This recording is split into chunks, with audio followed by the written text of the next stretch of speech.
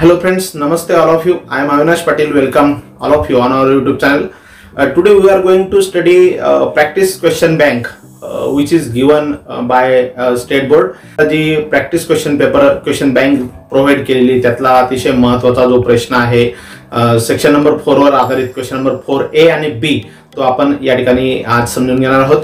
मित्रांनो सेक्शन 4 मध्ये non textual passage आपल्याला दिला जातो 15 मार्कांसाठी आणि याच्यामध्ये दोन उपप्रश्न दिले जातात. क्वेश्चन नंबर 4A जो आहे question number 4A yes this is question number 4A आणि याच्यामध्ये एक अनसीन पॅसेज दिला जातो लाईक दिस आणि हा अनसीन पॅसेज याच्यावर आपल्याला 5 ऍक्टिव्हिटीज दिल्या जातात. जसे आपण टेक्स्चुअल पॅसेजेस मध्ये पाहिल्या ऍक्टिव्हिटी नंबर 1 जी आहे simple factual activity, then activity number 2 जी आहे ती कॉम्प्लेक्स फॅक्च्युअल 2 मार्कांसाठी, ऍक्टिव्हिटी नंबर 3 ती बेस्ड ऑन व्होकॅब्युलरी त्याच्यावर आधारित 2 मार्कांसाठी आणि ऍक्टिव्हिटी नंबर 4 कॉन्टेक्चुअल ग्रामरवर आधारित अँड देन ऍक्टिव्हिटी नंबर 5 जी असते ती पर्सनल रिस्पॉन्सवर आधारित 2 मार्कांसाठी.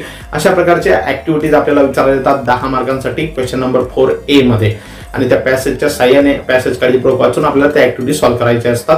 त्याच्यानंतर बी प्रश्न जो असतो याच्यामध्ये याच्यावर विचारला जातो तो म्हणजे summary writing. It is also very important question for 5 marks.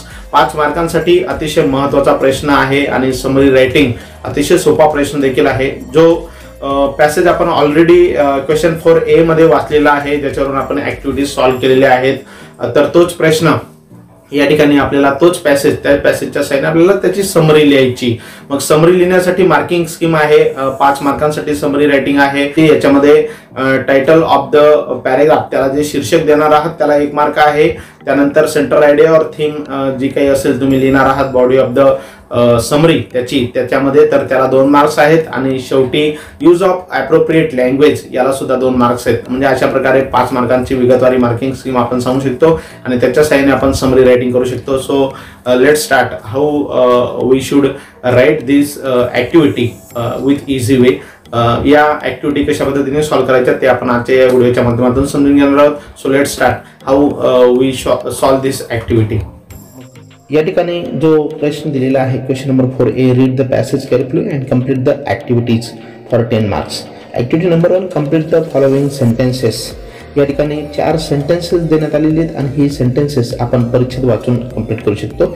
या ठिकाणी ते 4ही सेंटेन्सेस आपण अगोदर वाचून घेणार आहोत. Female sparrows lay dash dash. Second one sparrows build their nest out of dash dash. Number 3 the eggs are dash dash and number 4 in cities sparrows build their nest in dash dash. आणि परिच्छेद या ठिकाणी दिलेला आहे. A sparrow is a small bird which is found throughout the world. There are many different species of sparrows. Sparrows are only about 4 to 6 inches in length. Many people appreciate their beautiful song. Sparrows prefer to build their nest in low places, usually on the ground clumps of grass, low trees, and low bushes. In cities, they build their nest in building nooks or holes. They rarely build their nest in high places. They build their nest out of twigs, grasses, and plant fibers. Their nests are usually small and well-built structures. Female sparrows lay 4 to 6 eggs at a time. या ठिकाणी बघा पहिली जी रिकामी जागा होती ती आपल्याला या ठिकाणी मिळालेली फिमेल स्पॅरोज ले. तर female sparrows lay 4 to 6 eggs at a time. अशा प्रकारे आपण ते याच्या साहाय्याने ते कंप्लीट करू शकतो. मित्रांनो तर अगोदर आपण त्या ऍक्टिव्हिटीज फॅक्च्युअल ऍक्टिव्हिटी मधला प्रश्न जर वाचून घेतला आणि त्याच्यानंतर परिच्छेद जर काळजीपूर्वक वाचला आपण दुसऱ्यांदा तर आपल्याला सहज ती उत्तर या ठिकाणी मिळणार आहेत. The eggs are white and reddish brown spots. They hatch within 11 to 14 days. Both the male and female parents care for their young. Insects are fed to the young after hatching. The large feet of the sparrows are used for scratching seeds. Adult sparrows mainly eat seeds. Sparrows can be found almost everywhere where there are humans. Many people throughout the world enjoy these delightful birds. The sparrows are some of the few birds that engage in dust bathing. Sparrows will first scratch a hole in the ground with their feet, then lie in it and fling dirt or sand over their bodies with flicks of their wings. They will also bath in water or in dry or melting snow. Water bathing is similar to dust bathing, with the sparrow standing in shallow water and flicking water over its back. with its wings, also ducking its head under the water. Both activities are social, with up to 100 birds participating at once and are followed by preening and sometimes group singing. अशा प्रकारे त्यांनी या ठिकाणी परीक्षा दिलेला आहे आणि याच्यावर आधारित जी पहिली activity complete the following sentences, यामध्ये फर्स्ट सेंटेन्स दिलेला आहे female sparrows lay 4 to 6 eggs at a time, असं आपण परीक्षेच्या स्थानी लिहू शकतो. Second sentence sparrows build their nest out of twigs, grasses and plant fibers. अशा पद्धतीने ते सेंटेन्स आपण परीक्षेच्या स्थानी कंप्लीट करू शकतो. Third one, the eggs are, ते अंडी कशी आहेत तर white with reddish brown spots. And number 4, in cities sparrows build their nest in building nooks or holes. अशा प्रकारे चारही सेंटेन्सेस आपण कंप्लीट करू शकतो. A2 कॉम्प्लेक्स फॅक्च्युअल मध्ये प्रश्न दिलेला आहे, how do sparrows take bath, चिमण्या कशा प्रकारे आंघोळ करतात त्या संदर्भात त्यांनी विचारले. तो पॅसेज जर आपण वाचला तर या ठिकाणी आपल्याला त्यांच्या आंघोळी संदर्भात या ठिकाणी त्यांनी दिलेले बाथिंग, डस्ट बाथिंग वगैरे शेवटच्या पॅरेग्राफमध्ये, त्याच्या सहाय्याने आपण त्याच्याशी रिलेटेड 4-5 ओळींमध्ये त्याचं उत्तर लिहू शकतो. Then activity number 3, find out adjectives for the following nouns from the passage. दिलेले जे नाउन्स आहेत त्यांच्यासाठी आपल्याला ऍडजेक्टिव्ह म्हणजे डिस्क्रायबिंग वर्ड्स परिच्छेदमधून लिहायचे. पहिला शब्द जो आहे सॉन्ग, तर त्याच्यासाठी परिच्छेदमध्ये डिस्क्रायबिंग वर्ड आला आहे ब्युटिफुल सॉन्ग अशा प्रकारचा. दुसरा जो शब्द दिलेला आहे, नाउन दिलेला आहे वॉटर, तर त्यासाठी आपण शॅलो किंवा फ्लिकिंग या दोघांपैकी एक शब्द घेऊ शकतो. Then next third one bird, त्यासाठी स्मॉल हे नाउन आलेलं आहे. अँड लास्ट वन स्पेसिससाठी डिफरंट स्पेसिस. तर अशा प्रकारे त्यांचं वर्णन करणारे शब्द म्हणजेच ऍडजेक्टिव्ह आपण परिच्छेदच्या सहाय्याने लिहू शकतो 2 मार्कांसाठी. Then activity number 4, do as directed मध्ये या ठिकाणी ग्रामरची वाक्य दिलेली आहेत. पहिलं सेंटेन्स दिलेलं आहे, a sparrow is a small bird which is found throughout the world, underline the subordinate clause.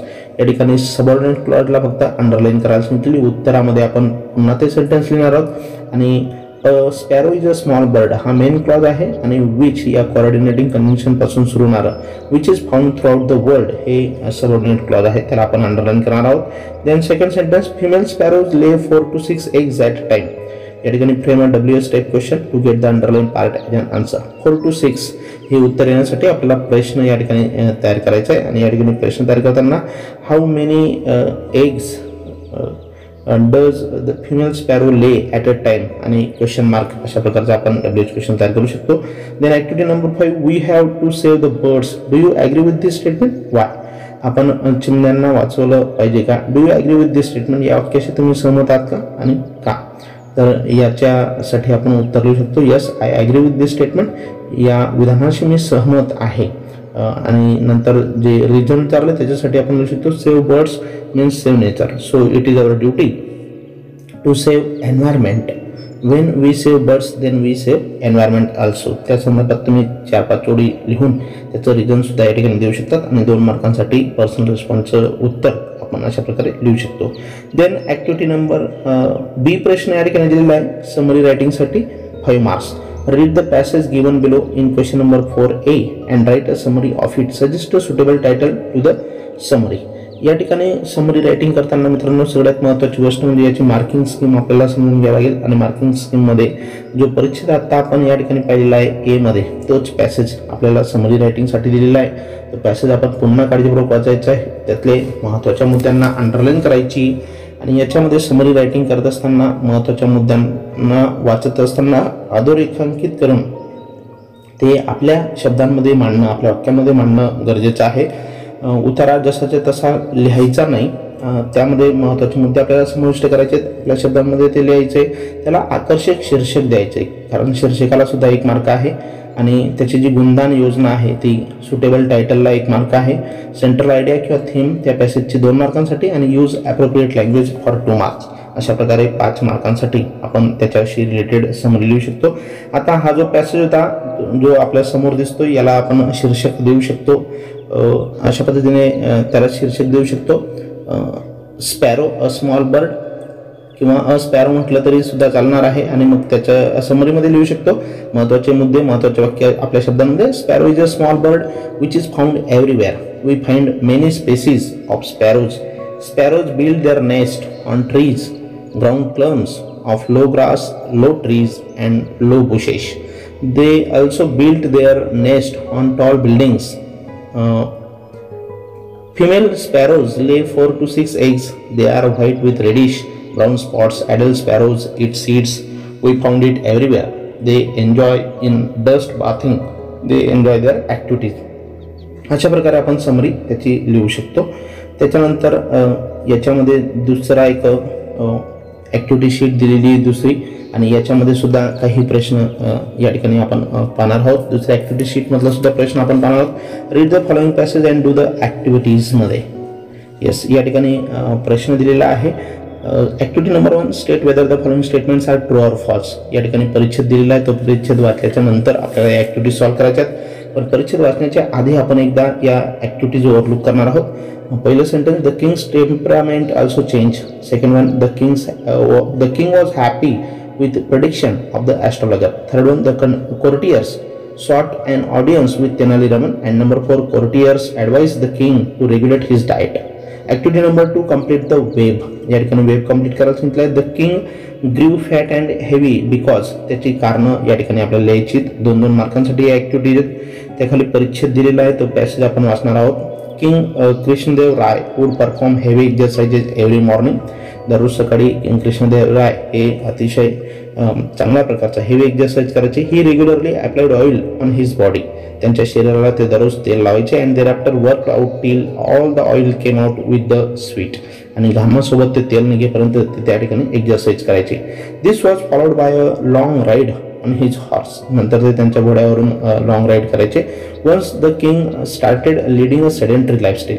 आणि एकदा का त्या राजाने त्यांचं विलासी जीवन जगायला सुरुवात केली. And he stop exercising. त्यांनी व्यायाम थांबवला. He no longer went horse riding either. घोडेस्वार सुद्धा त्यांनी बंद केली. The king overate. जास्त प्रमाणात ते खाऊ लागले. And as a result grew fat and heavy. आणि त्याचा परिणाम म्हणजेच ते लठ्ठ झाले. त्यांचं वजन वाढलं. The king's temperament also underwent a sea change. आणि त्यांच्या स्वभावामध्ये सुद्धा बदल दिसून आला. Noticing this, the royal physicians cautioned the king against the ill effects of overeating and explained to him the risk posed by obesity. आणि हे सर्व लक्षात आल्यानंतर त्या ठिकाणी राजदरबारी असलेल्या त्या फिजिशियनने त्यांना चेतावणी दिली का याचे दुष्परिणाम तुम्हाला भोगावे लागतील. They advise the king to regulate his diet. त्यांनी राजाला आहार नियंत्रणाच्या संदर्भात सल्ला दिला. Exercise and take care of his health. आणि व्यायाम करण्यासाठी आणि आरोग्याची काळजी घेण्यासाठी त्यांनी सांगितलं. The repeated advice he got from the physician to eat less made him so angry. आणि त्यांनी परत ती जी सूचना दिली कमी खाण्याच्या संदर्भात, आहाराच्या संदर्भात, त्याच्यामुळे त्या राजाला राग आला. That one day he announce a reward for anyone who could find him an easy cure. आणि त्यांनी मग त्या ठिकाणी जाहीर केलं का जो कोणी मला एक अतिशय सोपा मार्ग सांगेल त्याला मी बक्षीस देईल. But there was one condition. पण एक अट त्यांनी ठेवली. Those who failed would have their heads off. आणि जो कोणी त्याच्यामध्ये अपयशी ठरेल त्याचं शिरच्छेद केला जाईल अशी त्यांनी चेतावणी सुद्धा दिली. None dared to advise the king in this regard. म्हणून या संदर्भात राजाला कोणीही सल्ला द्यायला तयार नव्हतं. The situation become precarious and as usual Tenali Raman was approach by the courtiers for a remedy.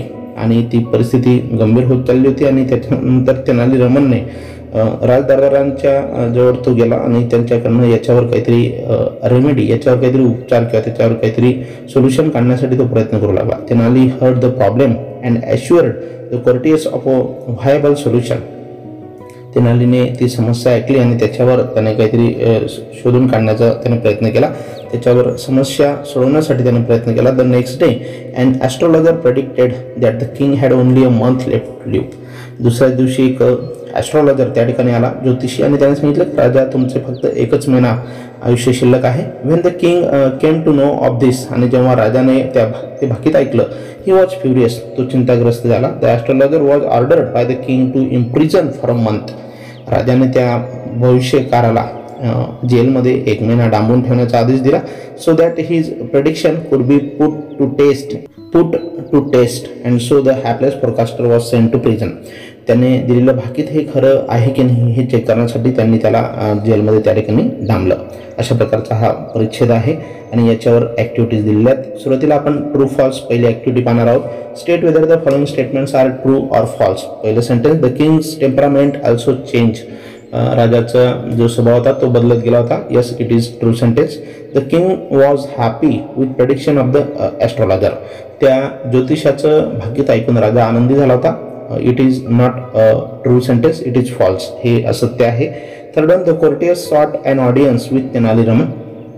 या ठिकाणी तिसरं जे सेंटेन्स आहे ते ट्रू आहे. Number 4, courtiers advise the king to regulate his diet. राज दरबारांनी त्यांना सल्ला दिला होता का तुम्ही आहार नियंत्रित करा म्हणून. It is false sentence. Then complete the web. या ठिकाणी एक वेब देण्यात आलेली आहे आणि ती आपल्याला कंप्लीट करायला सांगितलेली आणि यामध्ये प्रश्न दिला आहे. द किंग ग्रीव फॅट अँड हेवी बिकॉज. राजा लठ्ठ आणि वजन वाढत चाललं तर याचं कारण काय, तर त्या ठिकाणी त्याची 4 कारणं आपल्याला लिहायला सांगितलीत. मग याच्यामध्ये एक पहिलं कारण आपण लिहू शकतो ओव्हरएट. त्यानंतर स्टार्टेड लिव्हिंग अ सेडेंटरी लाईफस्टाईल, हे कारण आपण त्याचं लिहू शकतो. त्यानंतर स्टॉप एक्सरसाइजिंग, व्यायामाचा अभाव. And no longer horse riding. हे अशा प्रकारचे 4 महत्त्वाचे मुद्दे आपण त्यामध्ये लिहू शकतो.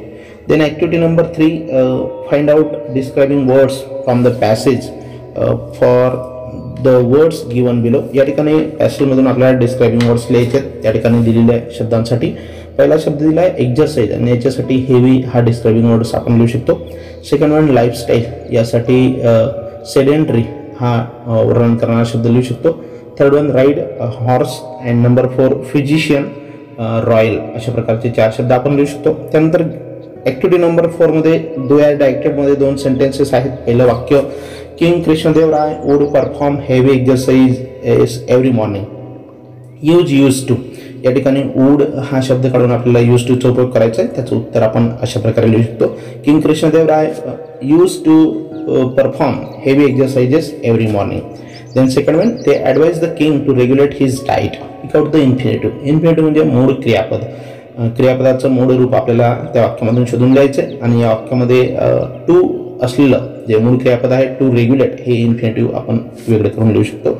Then activity number 5, what are the benefits of daily exercise. दैनंदिन व्यायाम केल्याचे आपल्याला काय फायदे होतात या संदर्भात या ठिकाणी पर्सनल ओपिनियन त्यांनी विचारलेलं आहे.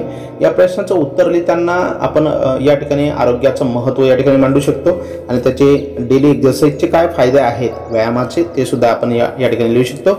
If we do daily exercise in the morning it will helpful to lives a healthy life. निरोगी आयुष्य जगण्यासाठी किंवा निरोगी जीवन जगण्यासाठी त्याची आपल्याला खूप मोठ्या प्रमाणावर मदत होणार आहे. We have no health problems if we do it regularly. आणि जर आपण एक्झरसाइज नियमितपणे केला तर आपल्याला कुठलाही आरोग्याशी संबंधित कुठलीही समस्या आपली राहणार नाही. अशा प्रकारे आपण याच्यामध्ये विचार मांडू शकतो. आपलं पर्सनल ओपिनियन या ठिकाणी देऊ शकतो. देन बी उपप्रश्न या ठिकाणी दिलेला आहे summary रायटिंगसाठी. Read the passage given in question number 4A and write the summary of it. Suggest a suitable title to your response.